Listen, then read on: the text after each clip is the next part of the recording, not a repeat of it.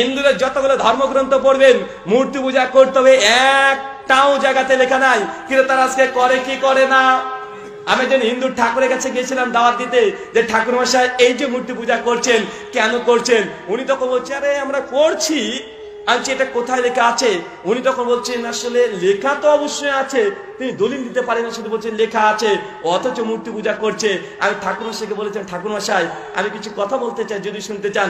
জি আপনি বলুন। আচ্ছা, আপনাদের ধর্মগ্রন্থ শ্রীমদ্ ভাগবত গীতা অধ্যায় নম্বর 9 শ্লোক নম্বর 23 এবং 24 দুটো শ্লোক আছে। শ্লোকটা কি বলছে?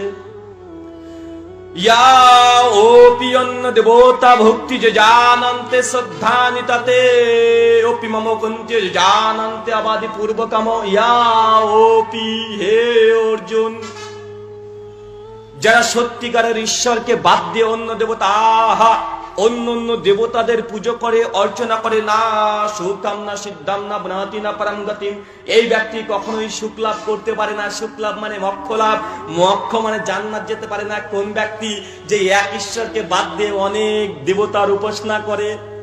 ঠাকুর মশাই তখন কথা শুনে আমার মুখে দাড়ি দেখে ভাবছে, কি ব্যাপার, হুজুর আবার মন্ত্র পড়ে কেন?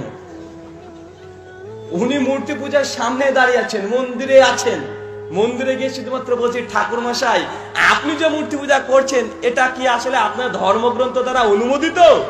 উনি তখন বলছে, আসলে এগুলো তো করি তো আমরা, মানে উনি দলিল দিচ্ছে না, করি তো আমরা। আমি যখন বলছি গীতাতে কথা লেখা আছে, যারা এক ঈশ্বরকে বাদ দিয়ে অন্য দেবতার উপাসনা করে, অনেক দেবতা উপাসনা করে, তারা কখনোই স্বর্গে যেতে পারবে না।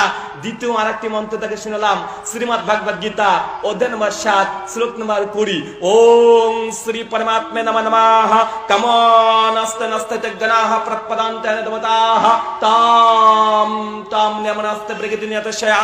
যাদের বিচার বুদ্ধি কেড়ে নিয়েছে জাগতিক আকাঙ্ক্ষা, এই ব্যক্তিরাই এই প্রকৃতির ম্যাটেরিয়ালস নিয়ে মূর্তি নির্মাণ করে মূর্তি পূজা করে। এরা হচ্ছে নির্বোধ বোকা।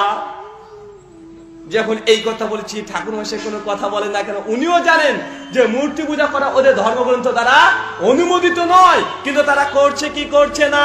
এখানে উল্টো নীতি ছিল, মূর্তি পূজা করা যাবে না। যজুর্বেদ অধ্যায় নম্বর 32 মন্ত্র নম্বর 3 বলছে, নাতাস্তি প্রতিমাস্তি এস্তানামাহাজ্জাসাহ, সর্বশক্তিমান ঈশ্বরের কোনো প্রতিমূর্তি নেই, কোনো ছবি নেই, কোনো রূপক নেই, ভাস্কর্য নেই, কিন্তু ঈশ্বর একটা মূর্তি নির্মাণ করেছে কি করে নাই? এখানে উল্টো নীতি তাদের মধ্যেও আছে।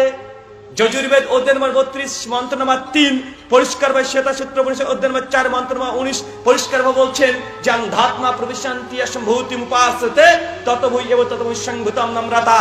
যারা অন্ধকারে প্রবেশ করছে তারা অন্ধাত্মা